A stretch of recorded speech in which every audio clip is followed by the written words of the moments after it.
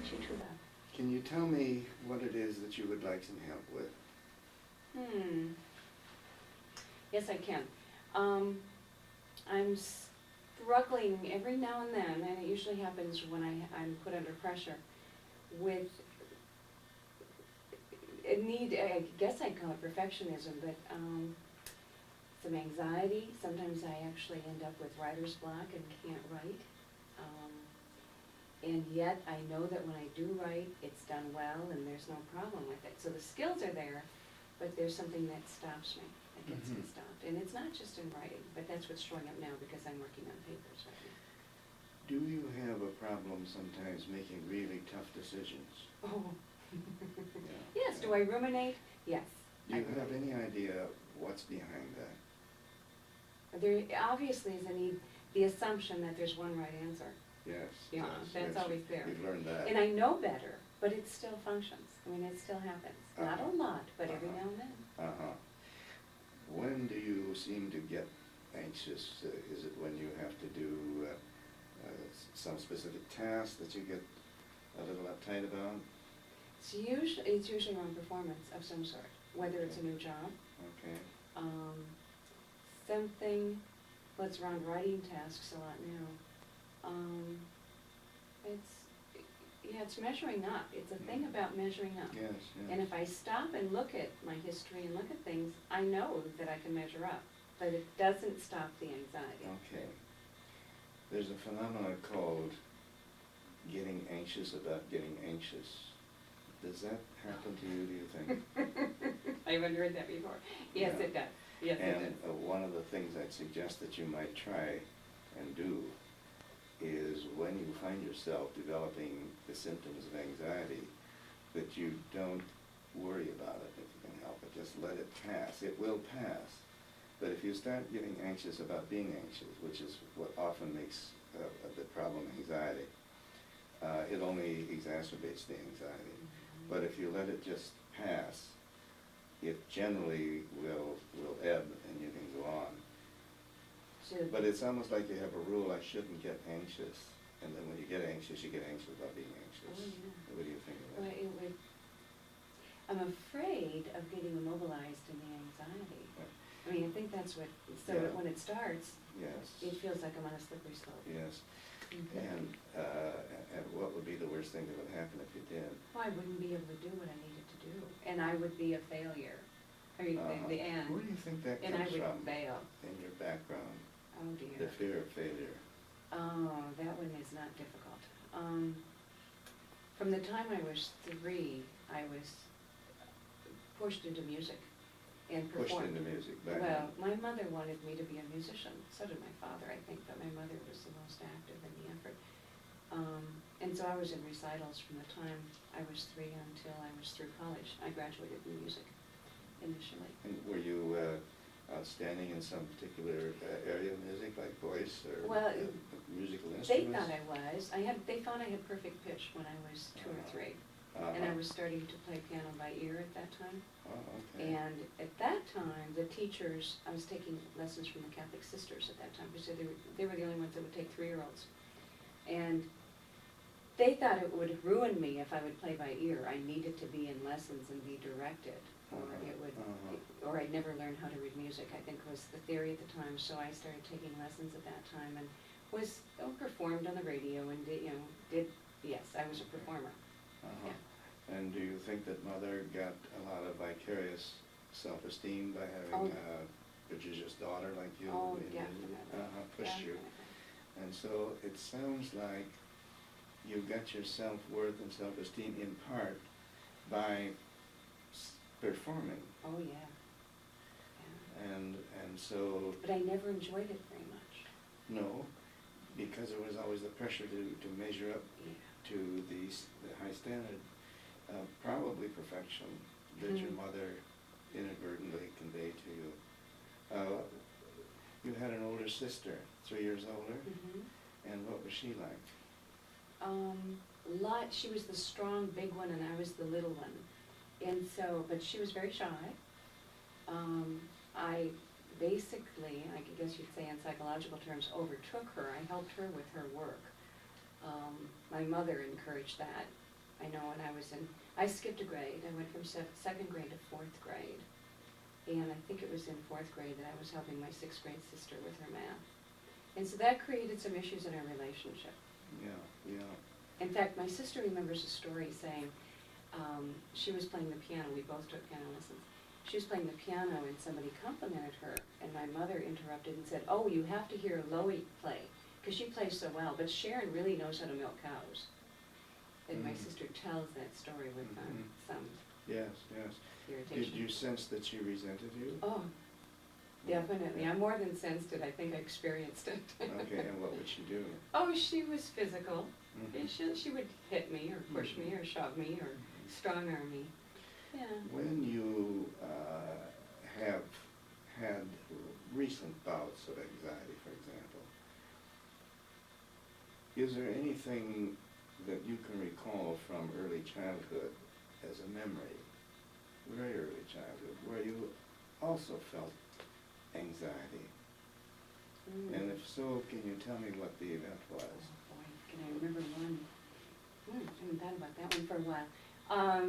I actually was sitting at the piano at the time, and I think I was about 5, maybe 4.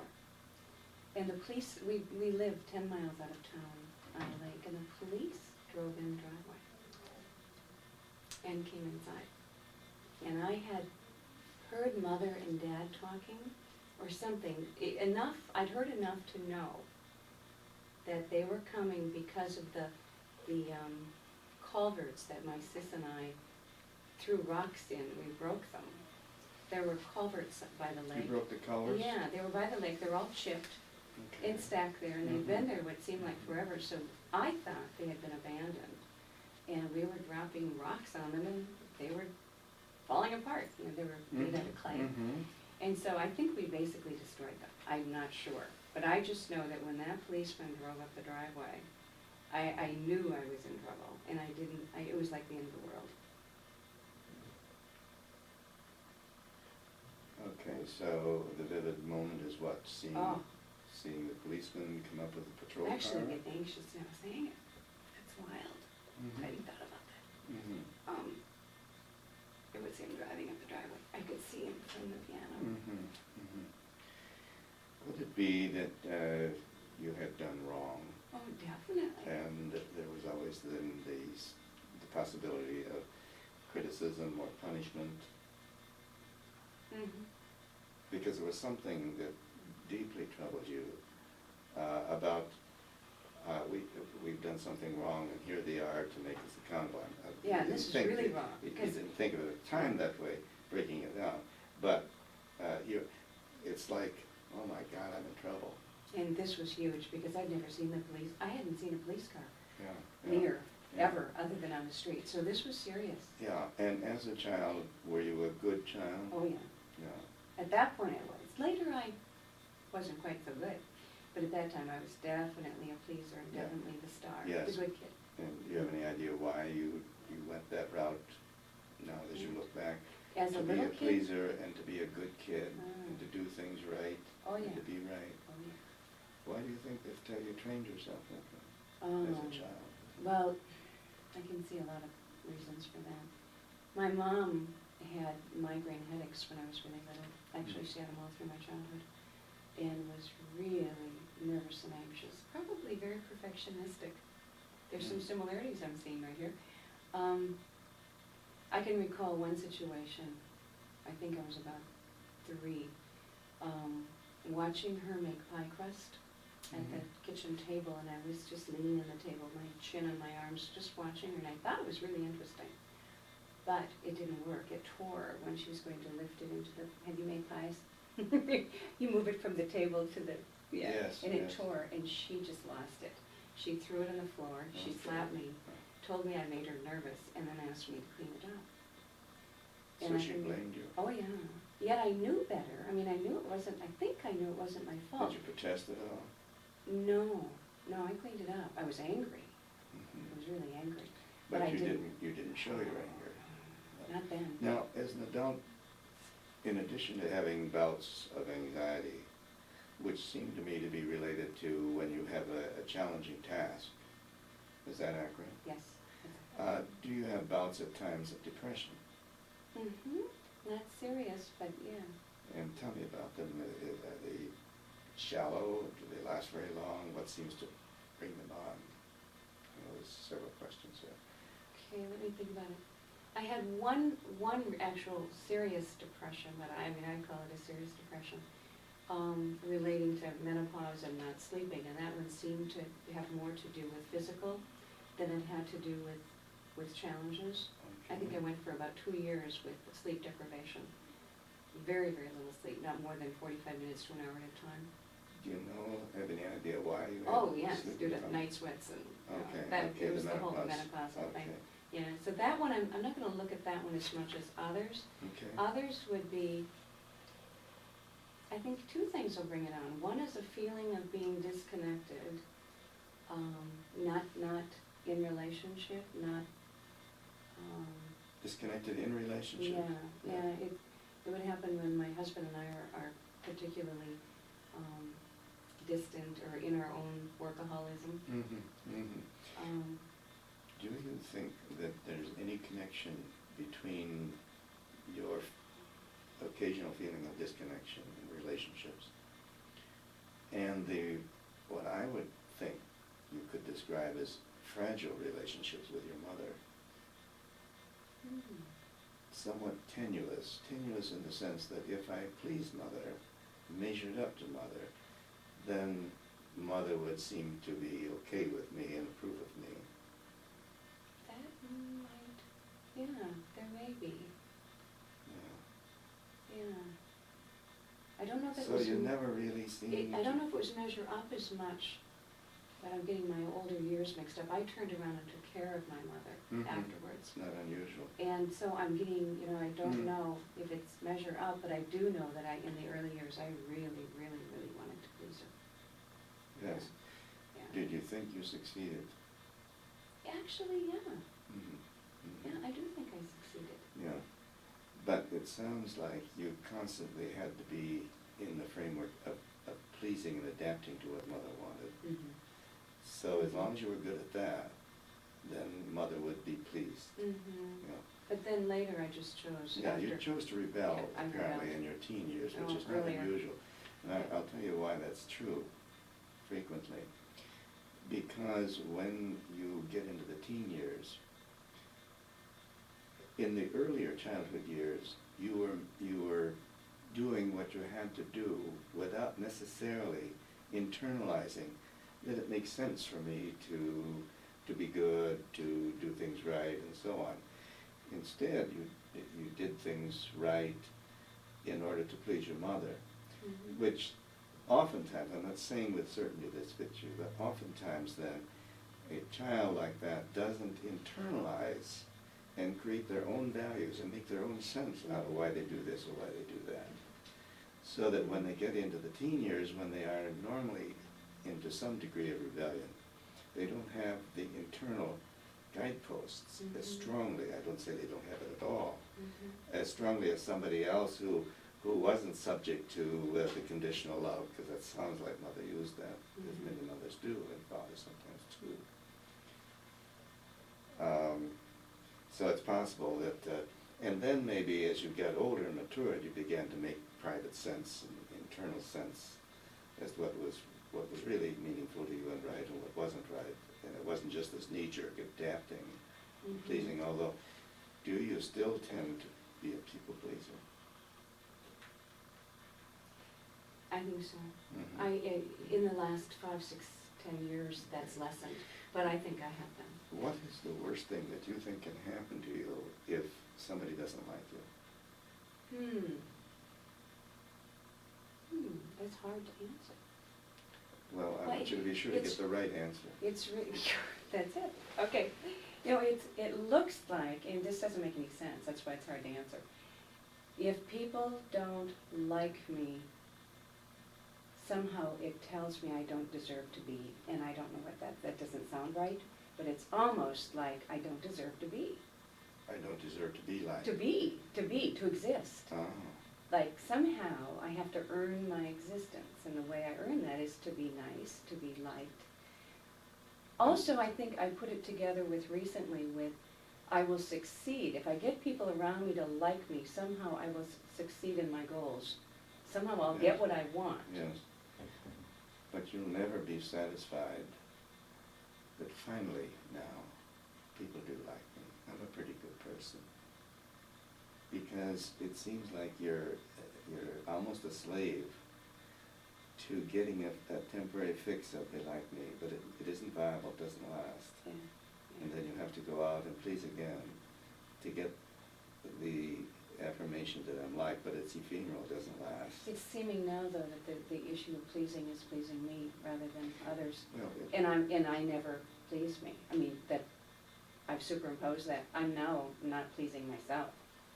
it may come as a surprise to you, and I hope you don't use this to pick on yourself, because I think you're good at that. That when you are pleasing people, you're really trying to please yourself. Yes, that fits. That See? really fits. Yes. Yeah. And being a person who wants to be good, that's not very good to do. To give so you can get. Mhm. I'm putting it in ways that are not almost palatable. But I want to somehow spit in your soup Mhm. so that it will not taste the same again. I want you to heighten your awareness, perhaps, of what you're doing and how foolish it is, because you will never reach the point where you feel likable and liked. Because you must always go out and because you can't seem to accept viably that I am a likable person, that people do like me. It's like you're a slave to the process of seeking Mhm. affirmation from others that they like you, but you never really can feel solid about it, so to speak. I would like for you to do some private affirmations to yourself, and I'm a pretty likable person. I don't need to pander Mhm. behavior so that people will like me. I don't think that's the kind of person I want to be anyway. People will have to take me or leave me as I am. Mhm. Oh, I like the Because- sound of all of those. Because I'm good enough. And here's another assignment. So are you clear about the affirmations? Mhm. Sometime when you have privacy at home, Mhm. sit in an easy chair, close your eyes and get very relaxed, and then say to yourself, I don't have to be liked. I'm not going to pander to be liked. I am a likable person. Mhm. So that eventually, when you find yourself impulsed to please, there'll be a little tape that goes on that says, hey, I don't need to do that. There's another assignment, and that is when people ask you, Loe, how you doing? I want you to say to them, if you will, Mhm. good enough. Mhm. I'm I like serious. it. Good enough. Good Okay. enough. Practice it so that Good it enough. becomes an automatic response when people ask you. I know it sounds superficial as Mm. okay and so on, but I'm hopeful that it will begin to settle in you No, it has that an I'm anch- good enough. It has an anchoring feeling. I'm not above others nor below others. I'm an equal with others. I'm good enough. Now, Mhm. I'm not going to dance a jig so that people will like me. You've got to start convincing yourself that you are a likable person. And do you know that sometimes if somebody doesn't like you, like Hugh Prather says in his notes to myself, it's a comment on them perhaps and not on me. I used to teach my sixth graders that. Yes. Well, teach You know, yourself that. These things intellectually I get, but Yeah. I'm still functioning Yeah. with them underground Yeah. when I'm in a pinch. Okay, Mhm. and there's another saying that you've probably heard me say, take a whack. Yeah. So that when you get an examination, you read the question as thoroughly as you can so that you're clear what the question seems to be asking. And then you take a whack and answer the question after you've done a little bit of scholarship and review and so on. Instead of worrying and hesitating and so on, is this going to be right and so on. Strikers used to say you never really know whether you've got it right until after you've done it. Mm. And you have to be willing to take a whack and see how it goes. But that's not easy for you because your self-worth is so on the line all the time and precarious. Even though you know you've accomplished a great deal and you've gotten a lot of accolades, I'm certain, for the kind of work you've done as a teacher and so on. That's Yes, true. Yes. Mhm. But you see, you can never really let it sink into your bone marrow. That's true too. And Yes, yes. Yeah. So here again, you need to talk to yourself and say to yourself, I did do a pretty good job. They did appreciate me. I did earn it. That isn't getting arrogant. There is another piece. I'm just when you Yes. said that when I skipped the grade from second to fourth grade. Mm-hmm. 2 grades. No, from second Oh, to fourth. You to skipped fourth, 3rd at the grade. end I'm of the sorry, year. yes. That next year when I went back to school, a boy in the class that I liked, named Gary, was held back. So he went back to school in 3rd grade again, and I came back a grade ahead of him. So I had been a grade beneath him, and then I was a grade ahead of him. And at recess the first day, I was out in the swings. This is a little country school, and I was out in the swings by myself. And he came out. I was excited to see him. He had 2 rocks, and he was sparking them, trying to light my coat on fire. Mm-hmm. And furious. I knew he was mad at me because he was embarrassed about Because you it. went ahead of him. Yeah. But I felt guilty. I just a mixture of feelings, guilty, I didn't deserve it. There were just lots of things going on around that. And then when I moved, I changed schools about 2 months later than that. And the first day of school, first day I got into 4th grade in the new school, we had a test on, at that time, the 48 states. And we had not studied them in the country school. I got 13 out of 48 right. First time I'd ever gotten an F. And I was just mortified. And so there was always that haunting feeling that I didn't deserve this. I didn't This deserve promotion, this yes. double promotion. And in order to keep it, I had to be better than everyone else. So it wasn't really it was just in order to keep the promotion. In order to stay in the grade I was in, I had to be better than. Mm-hmm. And even in college, my 2nd or 3rd year in college, I got a notice from the psychological department that did all the tests for entrance and so on, that they lost my entrance exams and I had to retake them. You can imagine what I did with that. Drove yourself crazy. Yeah, it was just crazy. But so there's a bind in there around performance and around doing well, and I'm not sure I'm clear about all of it, but I know it certainly rears its ugly head every now and then. You're not sure that you're clear about what? About that, there's a bind about not wanting to be better, not wanting to be arrogant and better than, but having to be better than in order to deserve to be where I am. And as So a child, who said so? I must have. I mean, I don't know who did, but Did you ever sense that it pleased your mother mightily that her daughter skipped a grade? oh, definitely. Yeah, but I can remember performing in some contest and not wanting to win because I didn't want to win against my friends because it didn't feel good, No. because I didn't want them to So lose. you were in a bind. And not wanting to lose because then mother would be Mhm. upset. Mm. I do the same thing playing racquetball now. I get upset if I win and upset if I don't. I feel badly if I beat someone, Mhm. and I feel that I didn't Yeah. play well if I, Yeah. that You're really going to It's need silly. to learn how to talk to yourself and dispute yourself. it sounds a little silly, doesn't it? What? The bind, because yeah. it's so obvious. Yes, but when you start doing that, when your mind starts working that way, you need to step back from your mind, so to speak, and talk to yourself.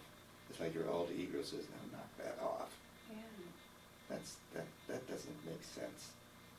If I've done a good job, I will accept that I've done a good job. I'm not going to worry about if I'm hurting somebody else, because I know myself well enough to know I wouldn't want to hurt anybody. It sure does explain my frustration with competition, I guess. Yeah. You're kind of addicted to this angst that hangs around you. You just can't be at peace.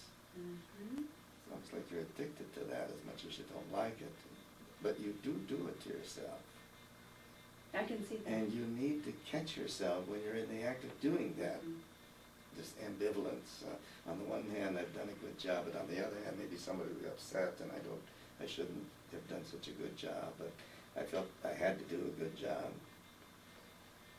So that you step back and say, I don't want to do this. This is nonsense. This is nonsense. Yes. Yeah. It's the same way with pleasing, catching yourself. When you're inclined to please, before you automatically say something that adapts to what you think they want to hear so they'll like you, not reject you, you want to take time out and think about, do I really want to say yes? Do I really want to be agreeing? Does it make sense, considering what the situation is if somebody's asking me something or whatever to do? And then you weigh them and you decide then whether you're going to affirm or agree or adapt, or you're going to say no. And if it's, I don't really want to do this, you say no, I'm sorry, can't go along with that, or whatever. Because my guess is you also have a problem with conflict. I think so. When- I'm not in very much. No. I wonder why. I wonder why. Yes, yeah. Yeah, So yeah. I don't have a problem with conflict, I just don't get in it. No, you I avoid said it. that, You yeah. avoid it. And one of the ways you Yeah. can avoid it is by being agreeable, even though inside you may not want to. And I would like you to be more congruent outside with your inside, so that when you don't want to be agreeable, or you don't want to say yes, you say no, or you don't agree. Do you get into bobbleheading? Mm-hmm. You know what I mean by bobbleheading? Yeah. Agree. Yeah, catch yourself into that. So the key to changing, and it won't be easy because these are deeply ingrained in you, is to know the patterns and then catch yourself in the act, get the aha reflex, and then talk to yourself, I'm not going to do this. If people like me, I'm going to accept that because I'm a pretty likable person. I'm not a saint, but I'm pretty likable. You have also this tremendous drive to succeed, and then the apprehension and anxiety that you might not succeed. Mm-hmm. And so you both fear having to succeed, but you also fear failing. Mm-hmm. Do you know what courage is? I've heard the definition What is it? as the courage to fail. I think, or The the courage to risk failure. And Yeah. I'll add something, the courage to risk being wrong. God forbid. The courage to risk being wrong. And the courage to risk failing. And you need to keep reminding yourself of those two when anxiety starts to hit, because anxiety seems to come in your fear of not measuring up, your fear of not getting it right. Mm-hmm. And so when you can catch yourself into that, you can get that little aha reflex, and the stop button goes up, and you self-talk. Well, I even heard myself when you were saying the fear of not getting it right. I heard myself say, you mean the fear of not being the best?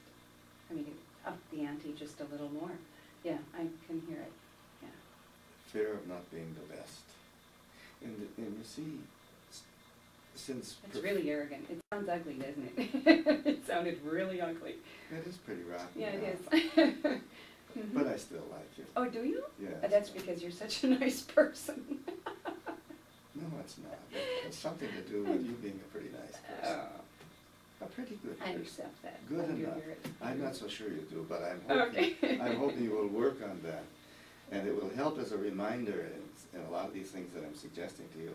If you get in this habit of saying good enough, and I want you to be serious about it, because people are going to kind of, what she's saying, that's not like low A to say good enough.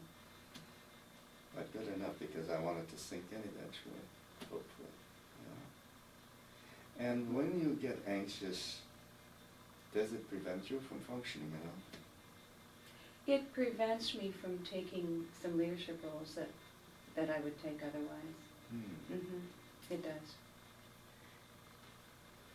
And these leadership roles that you have been asked to take, that you decline if you can, that means somebody else has to do it then. Yes, it does. Thank you. Yeah, that's Mhm. not very nice. What's even not nicer is my watching them do it, thinking I could have done it better. That's not nice either. Yes, is it? that does have a That little does bit have of the superiority. Yeah, it does, doesn't it? it? Yeah. Well, you see the bind you have, because Oh dear. there is a side of you that responds to mother's inculcation that I have to be the best. And at the same time, not really being able to feel, okay, I am the best. Because that I have to be good kicks in. See, and it's not very good to have to be above people. Yes, So that you is a got double real bind. bind. Yeah. Yes, you do. Yeah, being the best really Yeah, isn't very yeah. nice. So you got a lot of self-talk to Very do, nice. catching yourself in the act, getting the aha reflex, saying to yourself, I don't have to be better than others, I just do the best I can. That's taking a whack. And if I mess up, I'll squeeze wisdom out of it, even though it might be temporarily upsetting. It's not a comment on me, it's a comment on my competency. Mhm. And you need to do a lot of that. You're an intelligent woman. And I'm asking you to put that intelligence to work on yourself. Mhm. Because these are so habitual, you just kind of take it as if it's my grain and I have to live with it. Yeah, they're automatic. It is Yeah. definitely automatic. Right. Do you find yourself comparing yourself with others much? Yeah. Oh, That's yes. that's a form Oh, of yes. competition. Yet it's so interesting. God forbid if you happen to be below, but God forbid if you happen to be above. That's a double bind. Damn if you do, damn if you don't. Yeah. Mhm. And staying, I'm just seeing, I've been looking at this for a little while, long while, staying preoccupied with my, quote, status in life keeps me from putting myself out there. I mean, it's a holding pattern. Yes. Now, you're married. Uh-huh. You've been married a number of years. 26? Yeah. Mhm. Now, what feedback, if any, do you get from your husband about some of your behavioral patterns, so to speak? Well, he has he assumes that I'm a perfectionist that will never know enough. If I want to do something, I'm going to need a PhD in it, because I want to study everything before I do it so much, rather than just do it. And he's one that'll just do it. He's an Yeah. entrepreneur. Yes. And so he laughs at that. Mm. But he's not harsh about it. And he doesn't say much about any of the other perfectionism, because I think he might have some of his own. Mm. Mm. So I think Mm. we fit together, Okay. trying to be good. Both of you. Yeah. Mm. So you want to talk about our daughter? Yes, I was going to ask you, how's Bryn doing? Bryn is 23 now, She's your 23. daughter. She's a perfectionist. Is she? Are you surprised? No. She just finished her senior thesis and struggles with some of the same things I struggle with. Mm. Her law professor, she got a degree in economics and political science and had to take some law classes, or wanted to. And her law professor said, Bryn, these are called briefs for a reason. Because she would do huge, huge papers for a one-page brief, tons of research. Some of the same stuff I get into. Yeah, Yeah. yeah, yeah. I wonder, do you think that you can live with the inner peace? You mean having done that to her? No, not to her, no. That's another one I can collect though, isn't it? Back to your general problems Yeah. that you've identified. And I'm asking you if you think that you could ever live with being at peace with yourself. At times I do, for a while, What does it take to make you feel at peace? Oh, dear.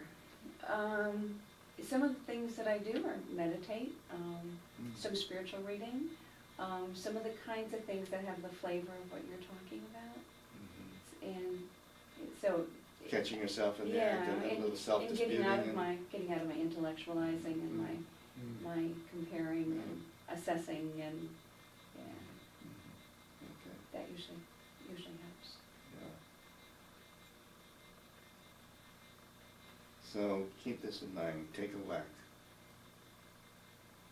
Even when you can't be certain that you're going to do it superiorly or do it right. You do it the best you can.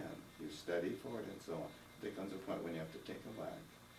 And don't drive yourself crazy worrying about whether it's going to come out right or not. Because I think you almost get to the level of driving yourself crazy, Oh, yeah. not literally crazy, but Right. you wamp up an awful lot of inner anxiety and fear and apprehension. And some procrastination and. You would procrastinate. Oh, yeah. It's not surprising because you're putting it off. You're putting off what might be the final product and whether it would be good enough. And the other part of it is, if I do it early, and I did that with some papers, did them early and rewrote them 4 times, because they weren't done until they're due. Mhm. And I won't I won't quit writing them until they're due. Yeah, I'll keep yeah. improving them. So what makes you finally stop rewriting them is the due due date date. hits you. Exactly.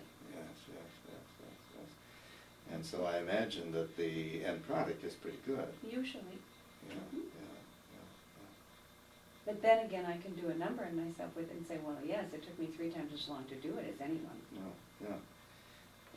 So there's a way of giving and taking See, away. again, getting back to something I said earlier, this addiction to the angst, the anxiety and apprehension, the turmoil that you at times feel is an addiction that you've got to chip away at the various dynamics of the addiction.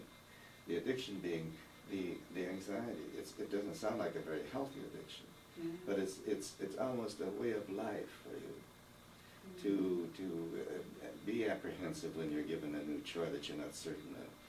Mhm. The apprehension of whether somebody's going to like you. The apprehension that comes from the double bind.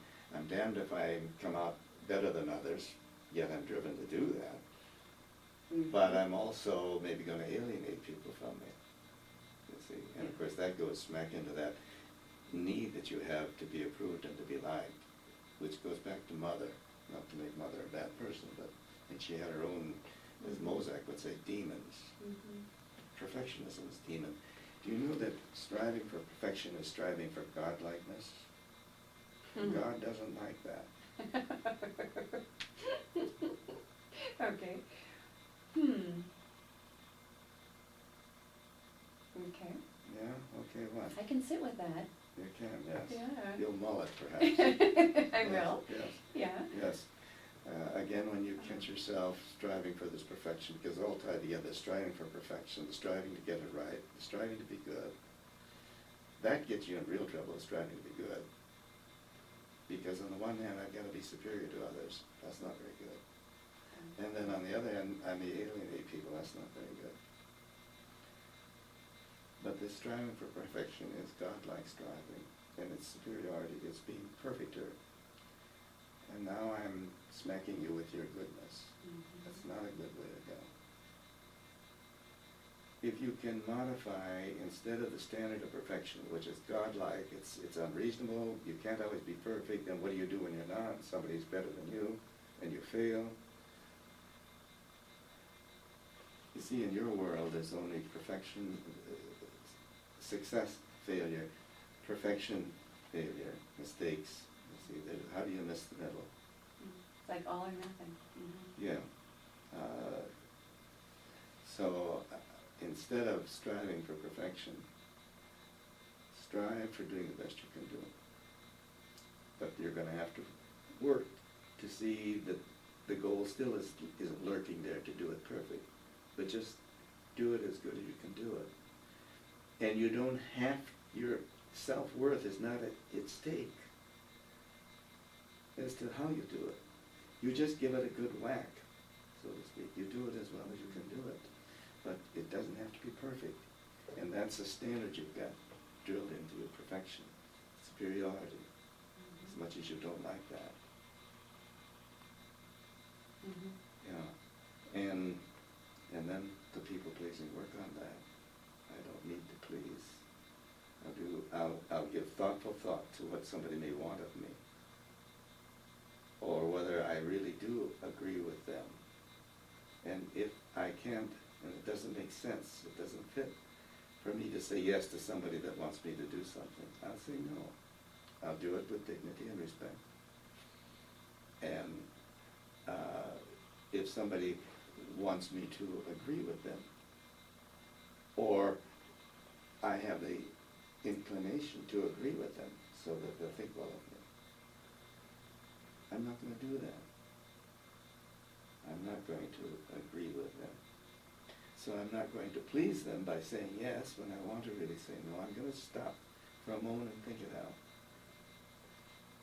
And I'm not going to agree with something somebody says unless I give it some thought. But you have to begin to trust that you can figure out, whether it's logical for you to say yes or no, or it's logical for you to agree with somebody.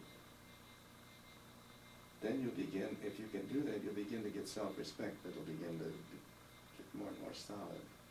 Because you don't respect yourself when you do that. You don't respect yourself.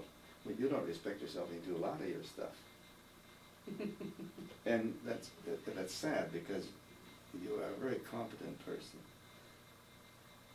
And you fundamentally are a good person. I just wish you didn't have to be good. You suffer guilt feelings very much? Huh? Yes. What do they do? Well, the good news is less in the last 10 years than I used to, but definitely, definitely. Do they do anybody any good? No, but see, I know all that intellectually. That doesn't mean they go away. Yeah. But what I Even what I though really, you know what you're up to, pretentiousness, yeah. that's not very good. To be pretentious, But I intellectually know that. but you don't do anything about it. You just go on feeling guilty and so on, hoping that somehow they'll judge me by my good intentions, not by what I'm doing. I'll judge me by my good intentions. Yeah, you're good at that. Yeah. So when you get into guilt feelings, remind yourself they don't do anybody any good. It's just pure phoniness. That's pretty strong. Don't just pass it. It's phony. No, I can see that. Because I want to judge myself by my good intentions, and I hope maybe others will too if I tell them how guilty I feel about it. But they don't serve anybody. And you know that it's phony. And they don't fool me. Not at all, you see. No. So you need to really run that all through when you find yourself feeling guilty. I'm talking about guilt feelings as opposed to feeling guilty when you've done something wrong. Oh, yeah. That's different, yeah. It always happens that one who needs to be good, so that people will reject them and they'll like them and think well of them. When they do things that are bad, and in their world, I'm only good or I'm bad. How did you miss the middle again? And so when they do something that they think isn't good, it may or may not be good, they have to have guilt feelings because they have to think of themselves as being good. So anyway, you've been aware of what this guilt feeling stuff's about. You've been chipping in on it a bit. You keep working on that. What I'm also hearing is just to slow down and give myself some time to reflect before responding to people. Yeah. You gotta quit being in recitals all the time. Thank you. I like that. Yeah. It's my orders that you quit reciting. Quit being a... Quit getting, these are Yeah. performances. You don't have to perform. Thank you, Mother. You were a sweet woman in many ways, but sometimes I thought so. But I'm not doing any more recitals. And if you want to use recitals as I'm using it, I think you understand what I'm saying. Pleasing is reciting, being good is reciting, striving to be right is reciting, striving to be better, perfect is reciting. Liberate yourself from that. And then you'll have to learn to tolerate, you'll have to learn to tolerate feeling at peace. Or mediocrity. That'd be a new addiction. What have you learned that you think you can use now? I love the Now, recital. don't try The to metaphor, no, I'm pleasing me this time. Good. The metaphor of the recital is really helpful. Yes, good. Because I Keep that in mind. did them forever. Because that covers it all. It does, it does. Yeah. And let me think, there's a couple of other things that really felt like they went clunk. The good enough, the response of I'm good enough. Good. There's also some physical body language that goes with that, which is kind of release. easygoing. Yes. I like that. Yeah. Hopefully it'll really soak into your psychological metabolism. Yeah. I'm good enough. I'm good enough. Gee, I heard that. Yes, good.